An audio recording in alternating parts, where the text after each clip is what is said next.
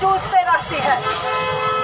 एक रेप पीड़िता बच्ची को जब ये बोल दिया जाता है कि बेड नहीं है, तो हम आप अगर PMCH पहुंचेंगे तो क्या आपको बेड मिलेगा? तो इससे स्वास्थ्य विभाग की क्या बदहाली है ये आपके बीच में खुद ब खुद आप लोग जान जाइएगा कि स्वास्थ्य विभाग में क्या हो रहा है। और सबसे बड़ी बात है कि यहाँ के जो स्वास्थ्य मंत्री है उनका बयान मैं देख रही थी, वो अपना सफाई पेश कर रहे थे कि मैं यहाँ नहीं था, मैं बाहर गया हुआ था, इसलिए मुझे जानकारी नहीं मिली, जब मैं यहाँ आया तो कार्रवाई किया हूँ। आप सब लोग जानते हैं कि आप बाहर भी रहिए तो मोबाइल जो हम लोगों के आज रोज दिनचर्या का एक साधन बन गया है, उसके माध्यम से हम लोग विदेश की भी घटनाओं को जानते हैं।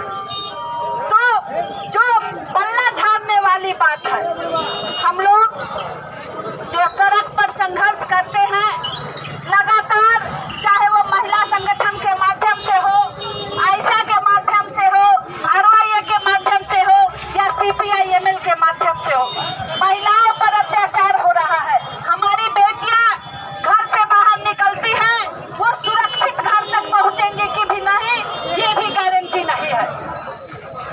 तो इन सारे चीजों को लेकर हम लोग यहाँ पर मांग करने आए हैं कि जब तक हमारी बेटियां सुरक्षित नहीं है, हम लोग सड़क पर संघर्ष करते हुए, हम लोग खुद जो डबल इंजन की सरकार है, आप जानिए कि अब केवल लोग विधानसभा की तैयारियां कर रहे हैं। हम लोग भी आप लोगों से अपील करने आए हैं कि बेटियों को सुरक्षित करना है।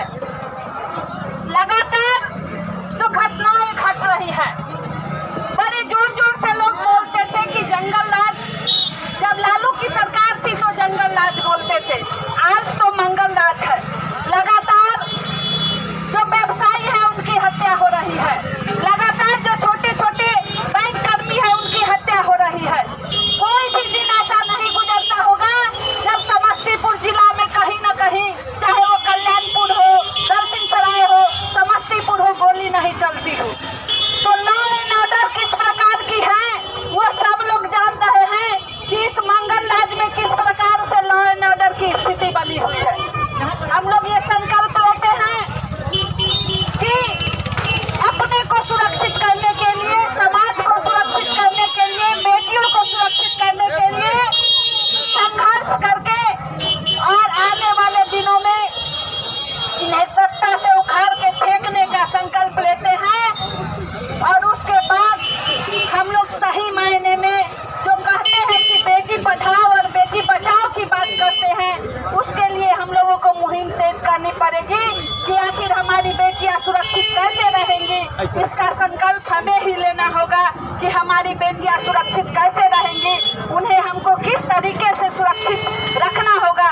इसके कारण हम लोग यहाँ पे आज आए हैं कि सब लोग जाने कि इस सरकार में बेटियां सुरक्षित हैं, और इसलिए हम लोग यहाँ पर उपस्थित होकर अपना विरोध दर्ज करने के लिए आए हैं। इन्हीं बातों को कहकर हम अपनी बात को समाप्त करते हुए एक बार फिर से क्रांतिकारी अभिनंदन करते हुए क्रांतिकारी लाल सलाम पेश करते हैं। बहुत बहुत धन्यवाद। छात्र संगठन आयशा के जिलाध्यक्ष लोकेश राज जी अपनी बात को रखेंगे और सभा को संबोधित करेंगे।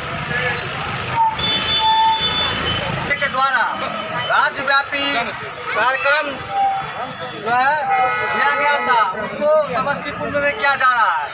आपको साथियों जानना होगा कि मुजफ्फरपुर में बच्चियों के साथ जघन्य अपराध किया गया, रेप करके मार दिया गया, और जो रेपिस्ट थे वो खुलेआम घूम रहे थे।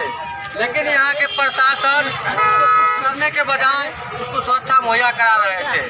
लेकिन जब लगातार भाकपा माले और छात्र संगठन आयशा के द्वारा लगातार सवाल उठा गया, हमारे पार्टी के द्वारा वहाँ लगातार जगह पर जाकर के जांच की गई है, वहाँ सवाल उठा करके तब जाकर प्रशासन के द्वारा उसको गिरफ्तार किया है। लेकिन सरकार काम में रुई देकर तो सोई हुई थी। आज देख लीजिए पूरे बिहार में जब पूरे देश में लगातार बेटियों पर हमले हो रहे हैं, रेप हो रहे हैं और करके मार दिया गया, लेकिन सरकार के द्वारा उसको गिरफ्तार करने के बजाय उसको जो है सजा देने के बजाय उसको सुरक्षा मुहैया कराते हैं।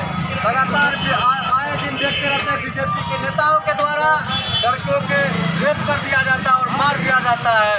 आए दिन इस सरकार में हम जगह जगह पर रेप, मर्डर, हत्या होते रहती है। ये सरकार अब कोई निकम्मी सरकार है, डबल इंजन की सरकार है।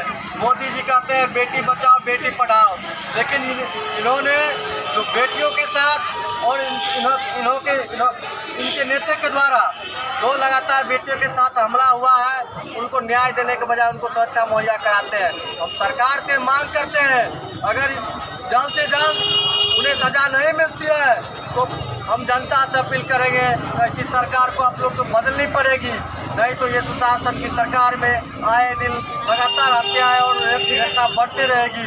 इन्हीं शब्दों के साथ